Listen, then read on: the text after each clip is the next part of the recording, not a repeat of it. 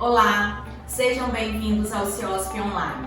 Eu sou a professora Natália, sou cirurgiã dentista, tenho mestrado, doutorado e pós-doutorado em Ciências Odontológicas Aplicadas pela Faculdade de Odontologia de Bauru e atualmente sou professora universitária no curso de Odontologia do Centro Universitário de Lavras, Minas Gerais.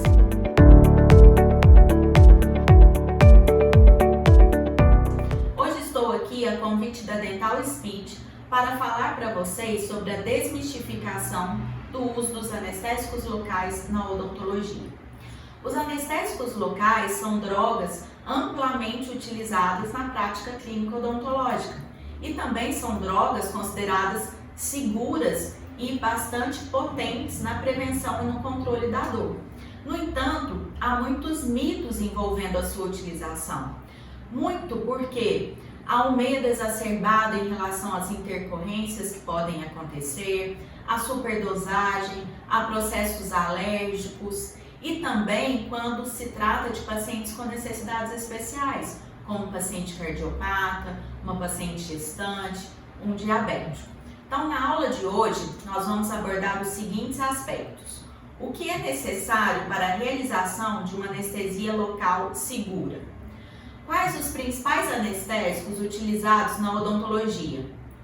Como calcular a dose máxima em número de tubetes? Quais os critérios devem ser considerados na escolha da solução anestésica?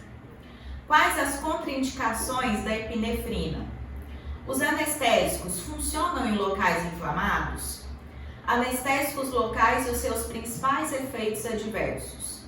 Interações medicamentosas mais comuns. Bom, vamos começar pela realização de uma anestesia de forma segura.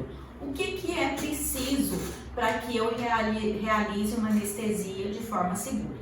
Primeira coisa, é necessário que o profissional tenha conhecimento a respeito das propriedades da solução anestésica, ou seja, a respeito da sua potência, da sua toxicidade, do seu início de ação, do seu tempo de duração, assim como onde esse anestésico é metabolizado, das suas indicações, contraindicações e também que o profissional saiba fazer o cálculo correto da dose máxima para aquela situação.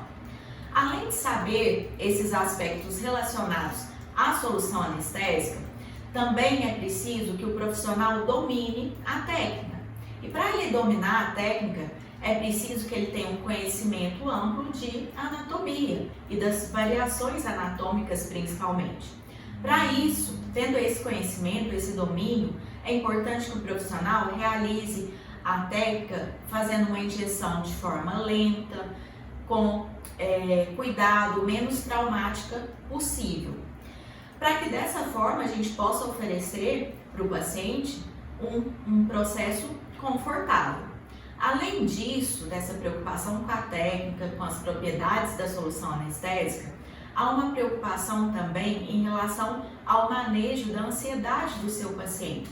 Porque hoje em dia nós sabemos que a maior parte das intercorrências que ocorrem no consultório odontológico estão ligados ao medo e à ansiedade do paciente, que muitas vezes são negligenciados e por isso vem a causar uma intercorrência.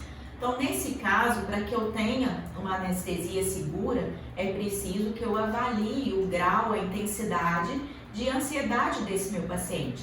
E eu possa, então, avaliar se há uma necessidade de fazer alguma intervenção farmacológica ou não.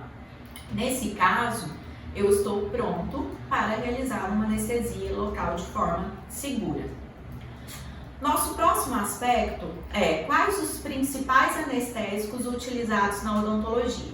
O principal e o mais utilizado é a lidocaína. É a mais utilizada porque ela tem um bom início de ação, em torno de 2 a 4 minutos. Ela promove uma vasodilatação boa, ela tem uma boa potência e, além disso, ela é eliminada de forma rápida do organismo. Nós temos também a mepivacaína, 2 ou 3%, que tem um comportamento muito semelhante à lidocaína. Tem um início de ação de 1,5 a 2 minutos, O tempo de duração em torno de 40 minutos, muito semelhante à lidocaína. E a potência e a toxicidade também são semelhantes à lidocaína. No entanto, ela demora um tempo maior para ser eliminada do organismo.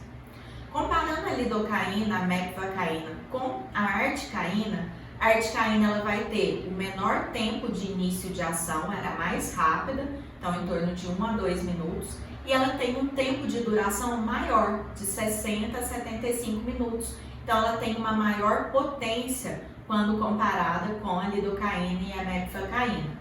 E tem uma toxicidade semelhante. Então a articaína acaba sendo uma boa solução anestésica para utilizar em procedimentos mais cruentos, mais invasivos, em procedimentos cirúrgicos, por exemplo.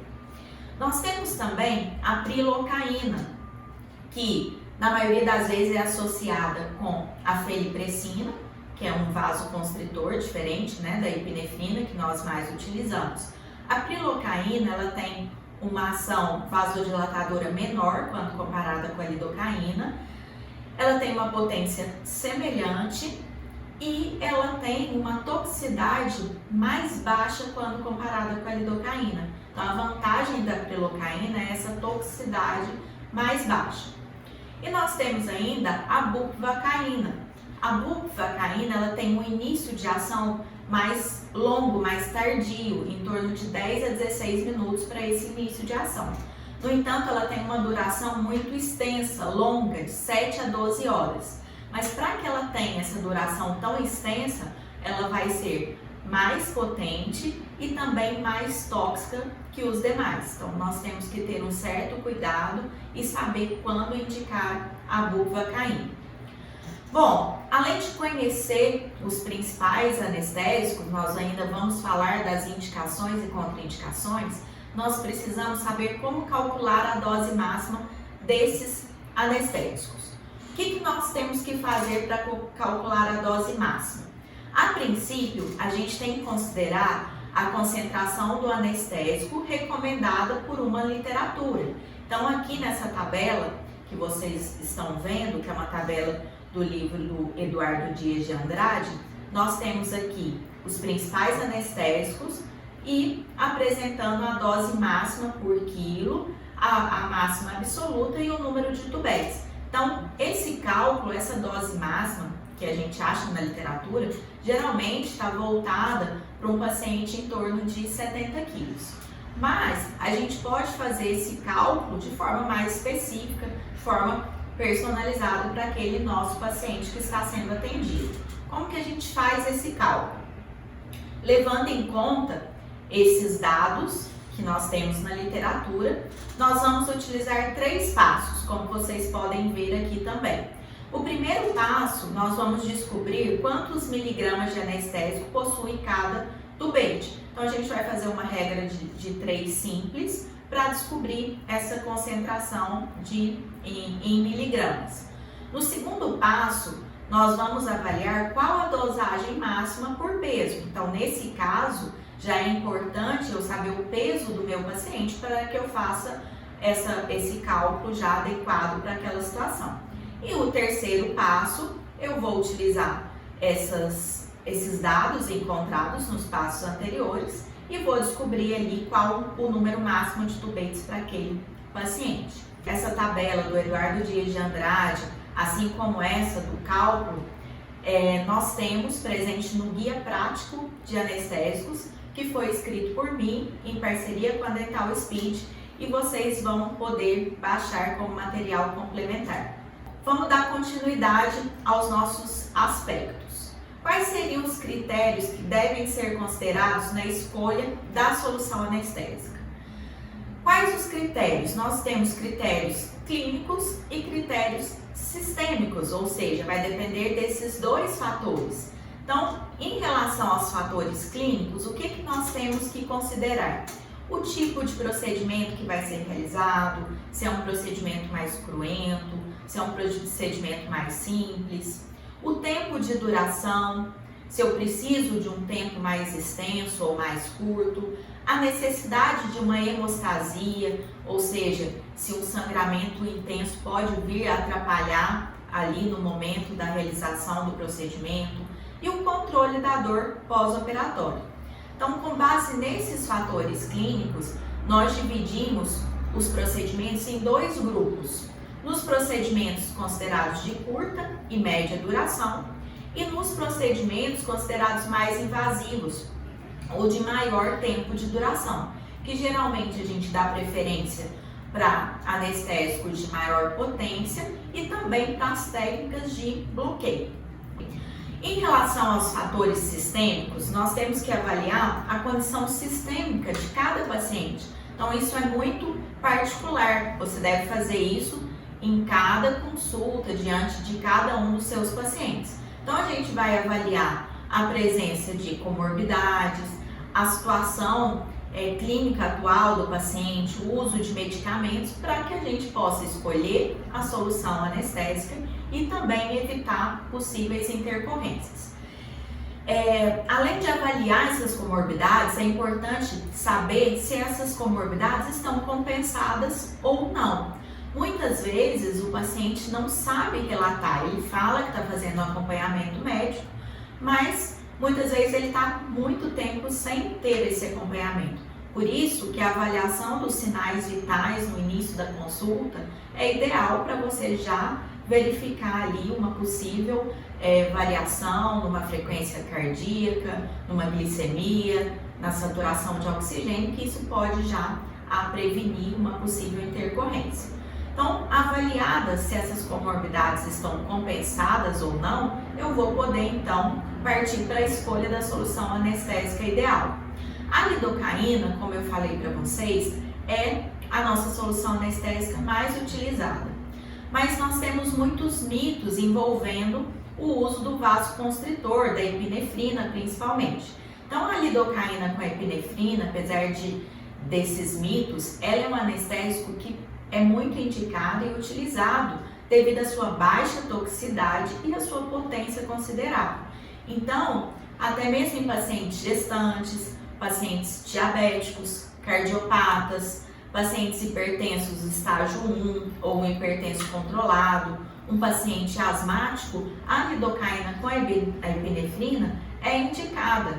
É lógico que considerando uma dose máxima de 2 tubetes por procedimento, por atendimento. Então, a gente tendo esse cuidado de não extrapolar essa dose máxima, a lidocaína associada à epinefrina é considerada uma solução anestésica segura para grande parte dos nossos pacientes. Mas nós temos também a opção de utilizar a meclofacaína sem vasoconstritor, sem epinefrina, que pode ser utilizado, por exemplo, um paciente que tenha arritmia, ou um paciente hipertenso não controlado, ou que tenha alguma outra comorbidade não compensada. No entanto, quando a gente vai utilizar um anestésico sem vasoconstritor, nós temos que ter o cuidado de avaliar se vai ser ou não benéfico para o paciente.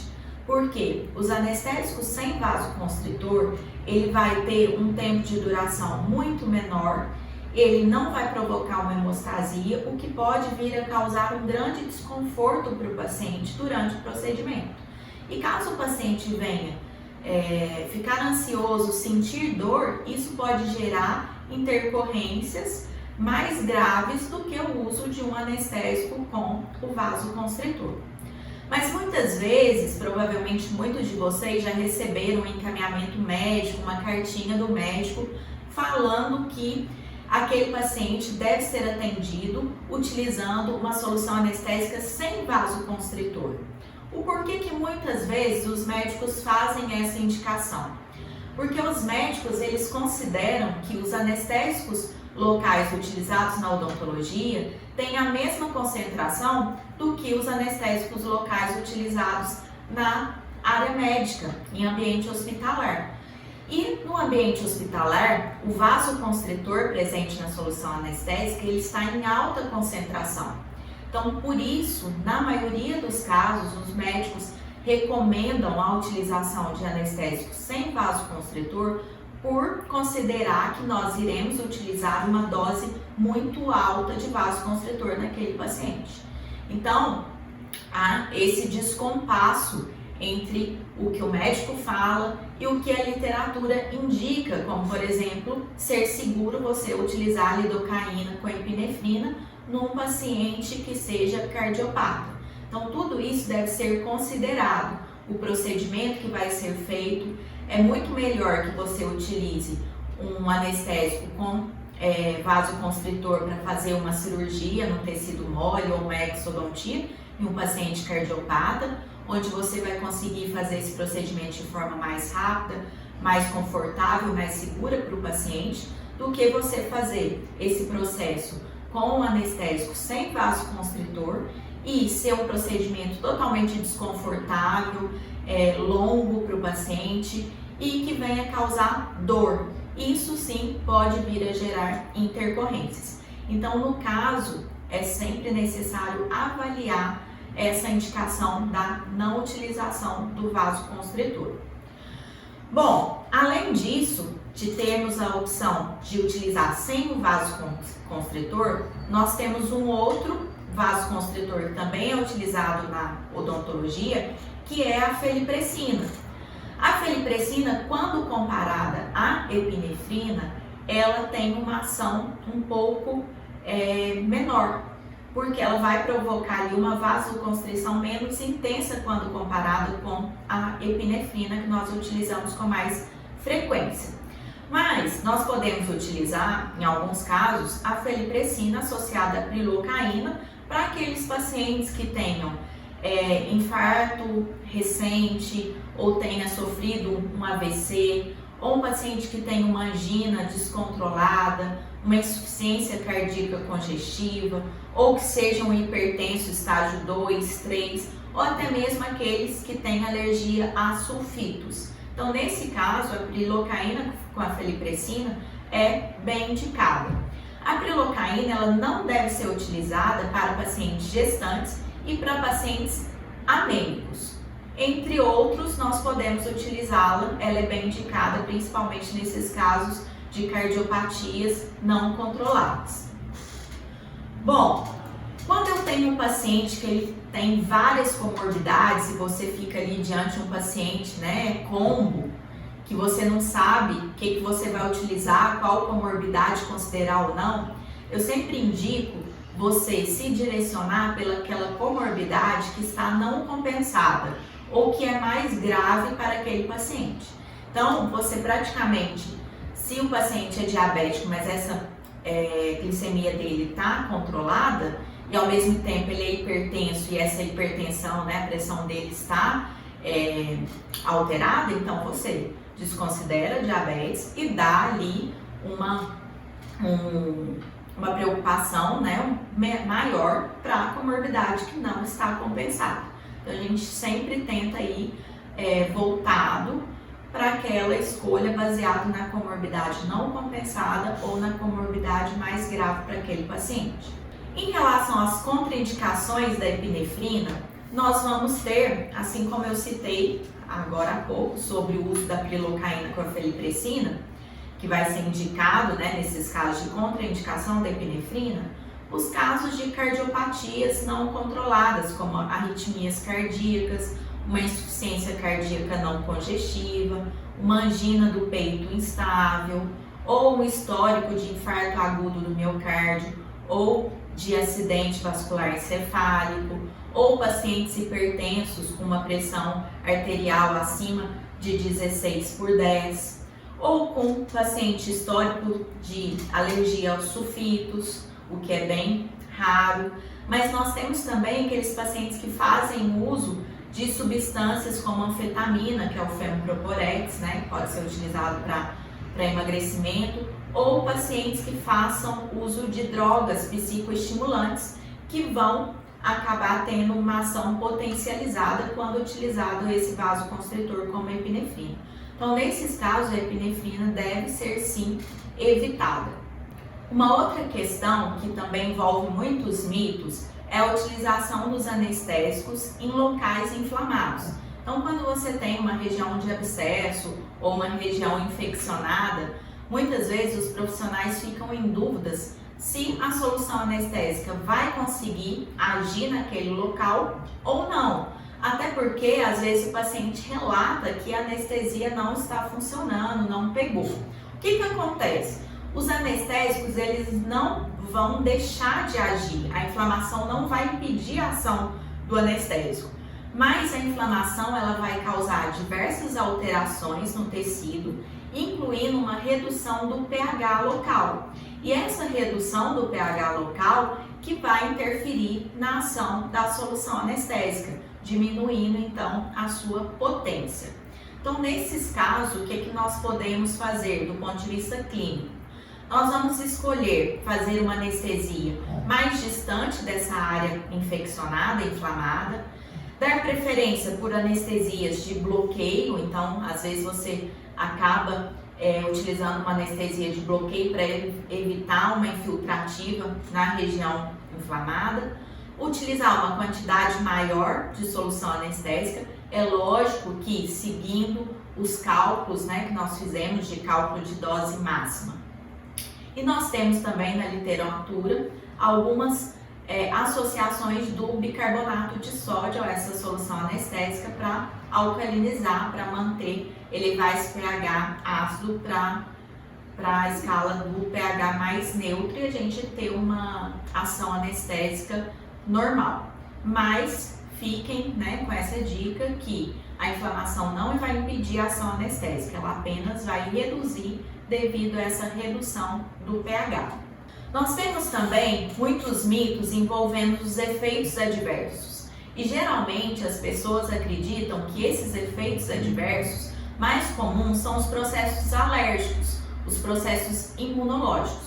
Só que esses tipos de processos eles são muito raros e quando eles acontecem, eles ocorrem, na maioria das vezes eles não estão ligados à solução anestésica em si. Eles estão ligados geralmente ao conservante utilizado nessa solução anestésica, como por exemplo o metilparabeno e o metabisulfito de potássio. Então são dois exemplos de conservantes que estão ligados aos processos alérgicos envolvendo aí soluções anestésicas. Então, na maioria das vezes você deve investigar caso o seu paciente relate ter passado por um processo alérgico diante de uma anestesia, para ver se não foi esse conservante, para que você escolha uma solução anestésica que não contém esse conservante. Nesse caso o paciente realmente apresente um processo alérgico a um desses conservantes, ele vai apresentar como sinais e sintomas urticárias, coceira, coriza, vermelhidão, angioedema, dificuldade para respirar, uma baixa de saturação de oxigênio, chiado, sibilos. Além desses processos alérgicos, nós podemos ter outros efeitos adversos que não estão relacionados aos processos imunológicos. Então, nesse caso, vai estar relacionado à técnica, ao medo, à ansiedade, como por exemplo, o paciente que apresenta um mal-estar súbito, uma dor na região estomacal. Isso pode estar relacionado com uma injeção rápida daquela solução anestésica. Ou ainda, quando o paciente apresenta uma taquicardia, o coração acelera no momento ali da aplicação da anestesia. Isso pode estar relacionado com o uso do vasoconstritor, é uma taquicardia momentânea. Ou ainda o paciente apresenta um estado de sudorese, de suor excessivo, um mal-estar que pode estar relacionado ao medo e à ansiedade em relação à técnica anestésica e não tem a ver com o processo imunológico, com o processo alérgico causado pela solução anestésica. Então, para finalizarmos, quais seriam as substâncias que podem vir a causar interações medicamentosas com as soluções anestésicas? Nós temos alguns medicamentos e algumas drogas que podem vir a causar interações medicamentosas. Dentre os medicamentos, nós temos os beta-bloqueadores, como por exemplo o propanolol, anfetaminas utilizadas no processo de emagrecimento, antidepressivos como a amitriptilina, antipsicóticos e algumas drogas psicoestimulantes como crack, a cocaína, o êxtase. Quando eu tenho uma interação medicamentosa, geralmente o paciente vai apresentar como sinal e sintoma uma taquicardia, uma elevação da pressão arterial, um desconforto, um mal-estar súbito e, no último caso, uma parada cardiorrespiratória. Bom, pessoal, espero que vocês tenham gostado dessa aula, que tenha sido uma aula útil para vocês. E se vocês gostam da área de prescrição medicamentosa na odontologia, diagnóstico oral, pacientes especiais, me siga no Instagram, @NathGGalvão. Siga também a Dental Speed, que é uma grande parceira, e nós estamos sempre juntas criando conteúdos com o intuito de ajudá-los. Gostaria de agradecer a atenção de vocês, agradecer ao convite da Dental Speed e à organização do CIOSP Online. Obrigada e até a próxima!